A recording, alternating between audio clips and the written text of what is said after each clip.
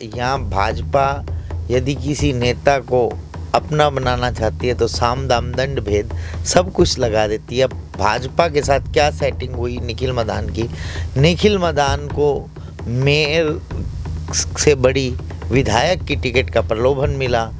उन्होंने कांग्रेस छोड़कर, कांग्रेस में सुरेंद्र पवार भूपेंद्र सिंह हुड्डा के करीबी थे, उन्हें सीटिंग गेटिंग फार्मूला या कुछ भी लगा लो, सुरेंद्र पवार की टिकट कटती दिख नहीं रही थी।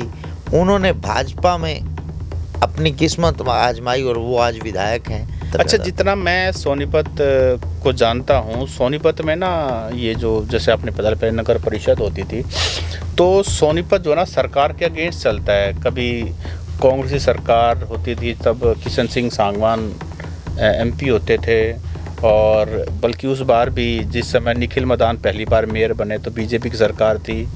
और अब भी जो सोनीपत के सांसद हैं वो कांग्रेस पार्टी से हैं, वहाँ के विधायक जो हैं वो बीजेपी से हैं, सरकार भी बीजेपी की है। तो आपको क्या लगता है कि क्या वाकई में ये कांग्रेस वर्सेस बीजेपी में कोई भी जीत सकता है, या बीजेपी के लिए बहुत ही आसान है कि चुनाव मतलब ठीक ठाक भी लड़ेंगे तो आराम से निकाल लेंगे? देखिए, चुनाव को कभी आसान नहीं मानना चाहिए, एज भाजपा को ही रहेगा। एक मुझे बहुत हैरानी की बात रही थी, पिछली बार जो वोटिंग परसेंटेज बहुत ही कम, जैसे लोगों में 1% भी उत्साह ना हो, जो नॉर्मल से भी नॉर्मल वोटिंग लगभग 50-52% के करीब वोटिंग हुई। अगर ये वोटिंग और ज़्यादा होती तो मार्जिन और भी ज़्यादा हो सकता था।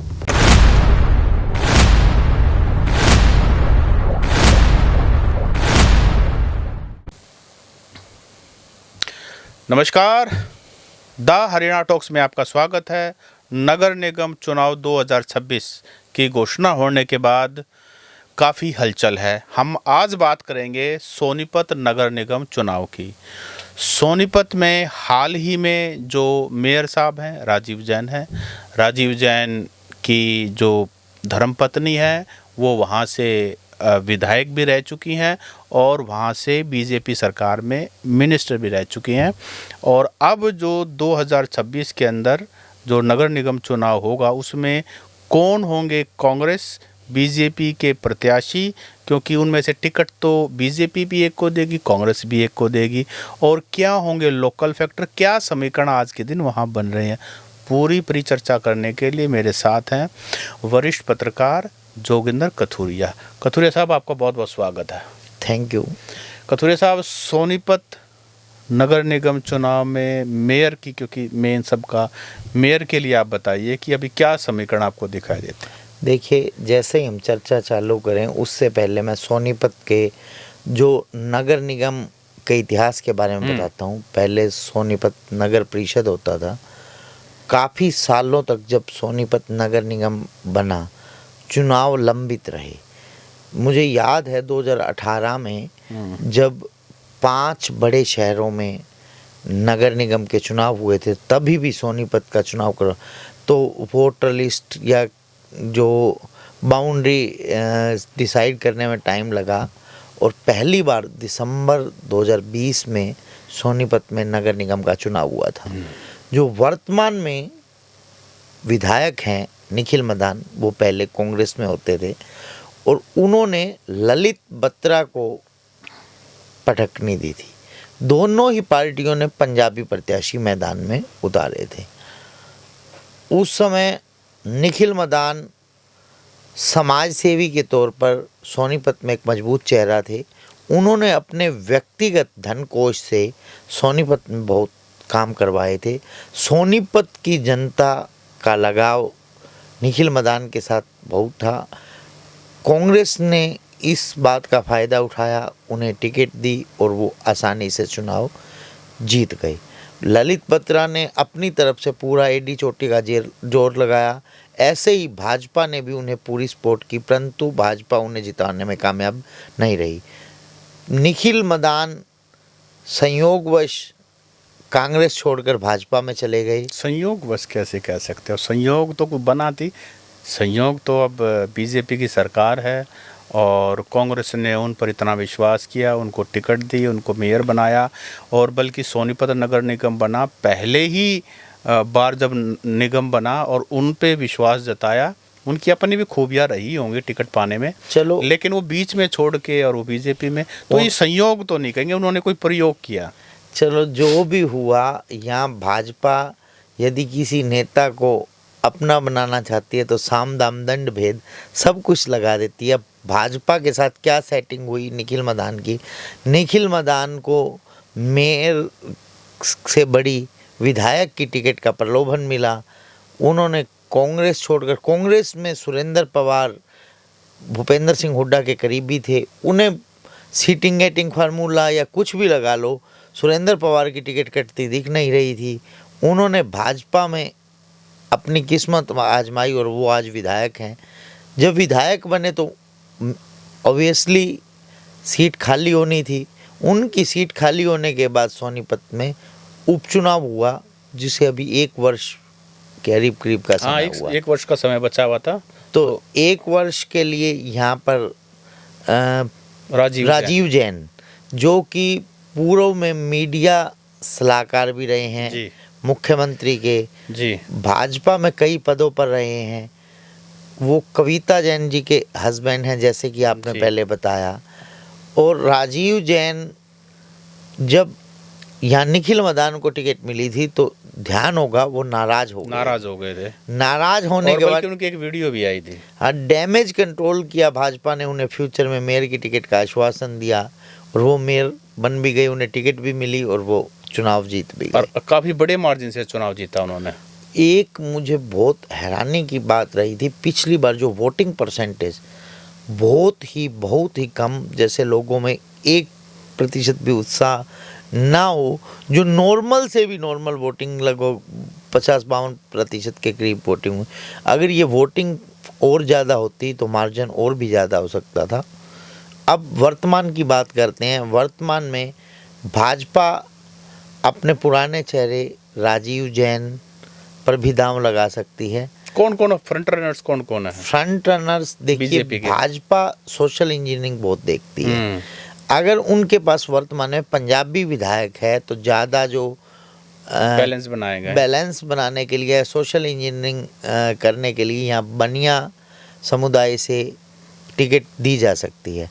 और फ्रंट रनर्स में राजीव जैन और राजीव जैन के अल्टर में अरुण बंसल, 2 नाम बहुत तेज़ी से चल रहे हैं। यदि भाजपा और आरएसएस अपने पुराने चेहरे ललित बत्रा, जो कि 2020 में भी मेयर का चुनाव लड़े थे, उन्हें भी आजमाया जा सकता है। एक और, लेकिन ललित बत्रा तो फिर पंजाबी हो गए और पंजाबी विधायक है। तो ऐसा तो पहले भी हुआ है ना, कि जैसे कांग्रेस ने भी कांग्रेस इस तरह के प्रयोग करती रही है। मैं कह रहा हूँ भाजपा भी, जरूरी नहीं कि इस 3 नगर निगम में चुनाव होने हैं। अगर यहाँ पर पंजाबी फैक्टर कैंडिडेट उतारा जाता है तो कहीं और बनिया उम्मीदवार उतारा जा सकता है। मतलब 3 में से 1 पंजाबी, 1 बनिया और 1 अदर्स को जाने की संभावना है। जो भी होगा, हम वर्तमान में सोनीपत की बात कर रहे हैं। तो फ्रंट रनर्स आपने 2 पूछे थे, राजीव जैन और उनके आर्टर में अरुण बंसल, इनके नाम बड़ी तेजी से दौड़ रहे हैं। कांग्रेस में ज़्यादा अल्टर है नहीं। कमल दीवान जी, जो कि 2 बार के पूर्व विधायक देवराज दीवान जी के सुपुत्र हैं, उनका नाम, वो पिछली बार उपचुनाव भी लड़े थे, भले ही हार गए थे, परंतु कांग्रेस के पास इतना दमदार, जो दाम में भी मजबूत है और वैसे भी पंजाबी चेहरा है। पंजाबी मतदाताओं की तादाद यहाँ सर्वाधिक है, लगभग 80,000 के करीब पंजाबी मतदाता सोनीपत नगर निगम के अंतर्गत। अच्छा, जितना मैं सोनीपत को जानता हूँ, सोनीपत में ना ये जो, जैसे आपने पता पहले नगर परिषद होती थी, तो सोनीपत जो ना सरकार के अगेंस्ट चलता है। कभी कांग्रेसी सरकार होती थी तब किशन सिंह सांगवान MP होते थे, और बल्कि उस बार भी जिस समय निखिल मदान पहली बार मेयर बने तो बीजेपी की सरकार थी।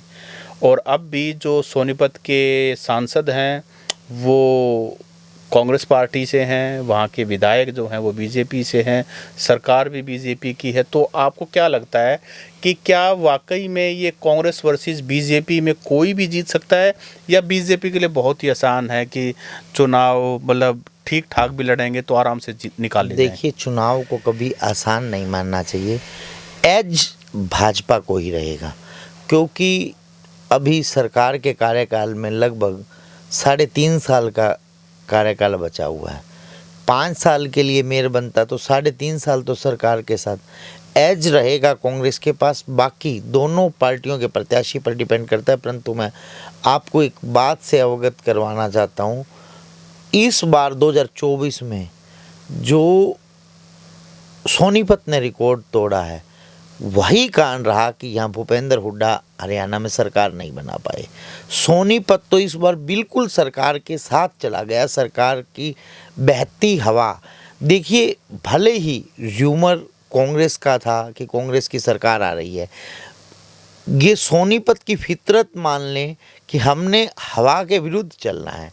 हवा र्यूमर कांग्रेस का था, सरकार बनी भाजपा की, परंतु 6 में से 5 जो विधानसभा सीटें सोनीपत जिले की वो भाजपा के साथ गई और भाजपा की ही सरकार बनी।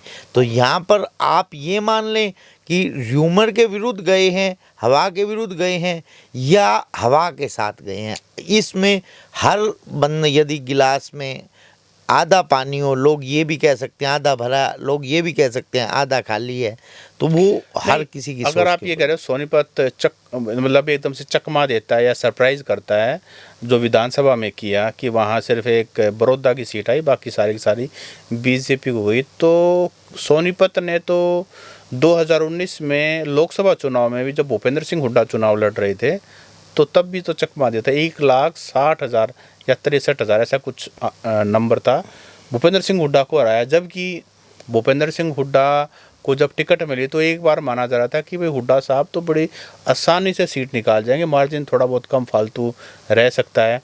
तो सोनीपत सरप्राइज़ करता है और वो सरप्राइज़ बीजेपी को भी कर सकता है, क्योंकि निखिल मदान को जब वो कांग्रेस के मेयर के कैंडिडेट थे तब भी किया था। अच्छा, टोटल वोट करीब 2,96,000 बताई जा रही हैं, और तो अगर कास्ट वाइज देखें इसका क्या आपको लगता है क्या ब्रेकअप है? सबसे ज़्यादा तो पंजाबी मतदाता हैं, लगभग 80,000 के करीब, वो पहले ही बता चुका हूँ। लगभग 40,000 के करीब जाट मतदाता हैं। इसके बाद बनिया और ब्राह्मण लगभग 20-20 हज़ार के करीब हैं। बाकी एससी और ओबीसी मतदाता हैं। मुख्य तादाद तो जो स्वर्ण जाति में मैंने बताया, पंजाबी सबसे ज़्यादा 80,000 के करीब, 40,000 के करीब जाट मतदाता हैं। उसके बाद 20-20 हज़ार बनिया और ब्राह्मण मतदाता हैं। तो यही मुख्य डिसाइडिंग फैक्टर है। कदूरे साहब, जो लोकल फैक्टर्स हैं, क्योंकि ये शहर की सरकार बनेगी और शहर की सरकार में शहर के मुद्दे भी हैं। अब मुद्दों के अंदर सीवरेज है, मुद्दों के अंदर पीने का पानी है, सड़कें हैं, साफ़ सफाई है। तो ये मुद्दे तो सोनीपत में हर बार उठते हैं, लेकिन जब वोट देने की बारी आती है तो लोग कुछ और ही देखते हैं। देखिए, राजीव जैन जी को जब पिछली बार विधानसभा में हार मिली, कविता जैन, उसका मुख्य कारण एंटी इनकम्बेंसी ही थी। एंटी इनकम्बेंसी का मुख्य कारण यही था कि लोगों को आस उम्मीद थी और जिस आस उम्मीद से कविता जैन मंत्री थी, वो लोगों की आशाओं पर खरे नहीं उतर पाए थे। परंतु पिछली बार जो भाजपा ने केवल डैमेज कंट्रोल करने के लिए और तुरंत नई सरकार बनी थी, लोगों ने भी कि सरकार के साथ अमूमन उपचुनाव जाते हैं, उपचुनाव था वो भी नगर निगम के मेयर पद के लिए, तो इसलिए राजीव जैन के लिए वो चुनाव आसान रहा। यहाँ पिछली बार से थोड़ा टफ रहेगा, क्योंकि 1.5 साल से भाजपा सत्ता में है, लोगों को कामों की उम्मीद होती है। यदि राजीव जैन जी वहाँ पर काम नहीं करवा पाए होंगे, क्योंकि 1 साल से भी वो मेयर भी हैं, वहाँ पर विधायक भी भाजपा का है, हालांकि सांसद यहाँ कांग्रेस का है, परंतु सांसद का इतना बड़ा रोल रहता नहीं है नगर निगम के चुनाव में। वहाँ पर जो मुख्यतः काम है मेयर और विधायक सरकार से किसी भी तरीके के काम ला सकता है, और जब सरकार उसी पार्टी की हो तो मेयर भी अपने बहुत से काम करवा सकता है।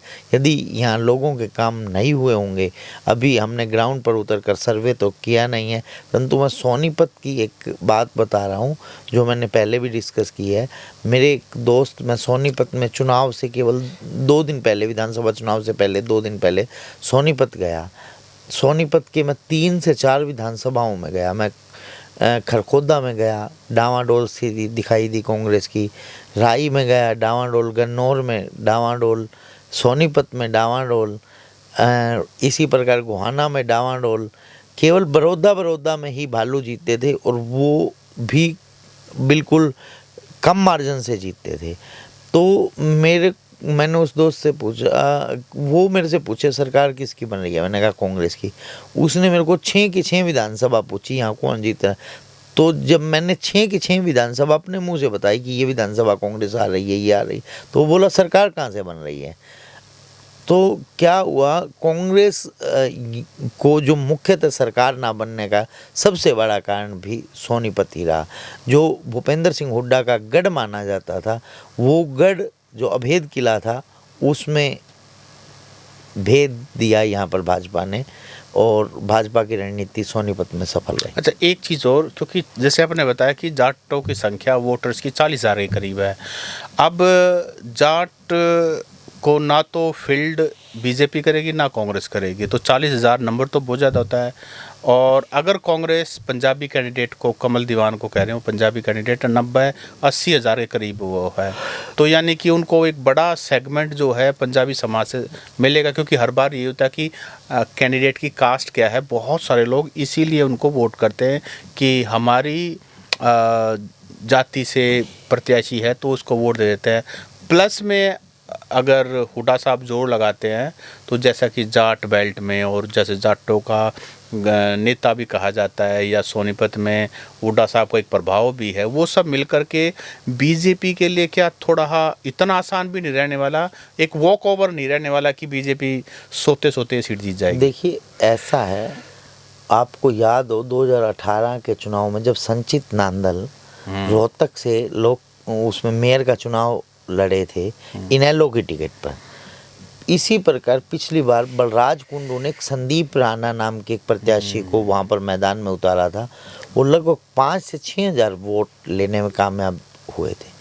अगर संदीप राणा उस समय प्रत्याशी नहीं होते तो निखिल मर्दान की जो जीत का मार्जिन और भी अधिक हो सकता था। इस बार वहाँ इनेलो यदि किसी मजबूत जाट चेहरे को उतार देती है तो वो कांग्रेस के लिए, हाँ, वो फैक्टर काम करेगा, मुश्किलात पैदा कर देगा जी।